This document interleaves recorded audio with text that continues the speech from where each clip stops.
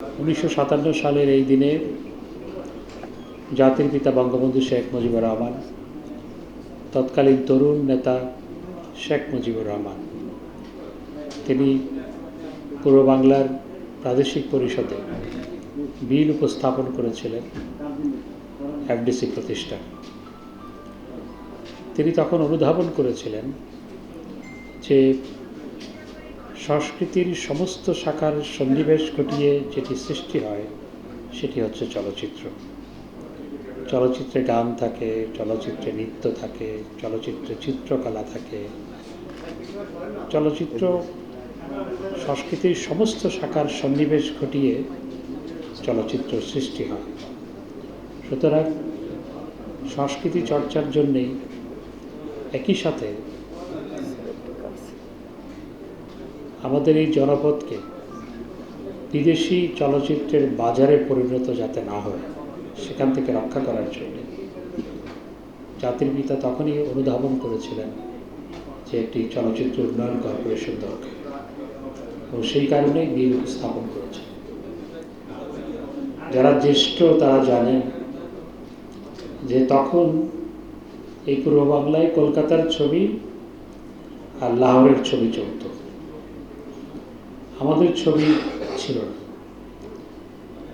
হঠাৎ মাঝে মধ্যে দু একটা ছবি হতো, কিন্তু প্রাতিষ্ঠানিক কোনো যাত্রা ছিল না।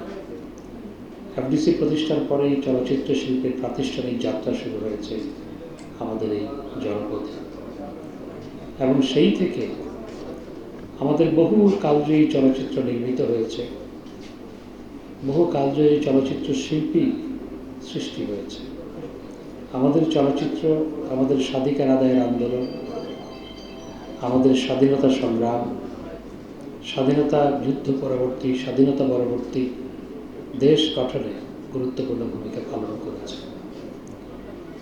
এবং চলচ্চিত্র এমন একটা শিল্প, এই শিল্প শুধুমাত্র সমস্ত সংস্কৃতির সমস্ত শাখার সন্নিবেশ ঘটায় তা নয়, এটি সমসাময়িক কালকে সংরক্ষণ করে। আজ থেকে 50 বছর আগের ছবি যদি দেখেন, তাহলে 50 বছর আগের সমাজচিত্র কেমন ছিল সেটি আপনি জানতে পারবেন। আজ থেকে 100 বছর আগের ছবিও যদি দেখেন, তাহলে 100 বছর আগের সমাজচিত্র কেমন ছিল সেটি জানতে পারবেন। চলচ্চিত্র সমসাময়িক কালকেও সংরক্ষণ করে এবং সুস্থ সুন্দর চলচ্চিত্র সমাজ গঠনে ভূমিকা রাখে। এবং আমাদের চলচ্চিত্র, আমাদের অনেক কালজয়ী ছবি নির্মিত হয়েছে এবং সেগুলো আন্তর্জাতিক অঙ্গনে পুরস্কৃত হয়েছে, দেশের বাইরে সমাদৃত হয়েছে, এবং আমাদের শিল্পীরাও দেশের বাইরে সমাদৃত হয়েছে।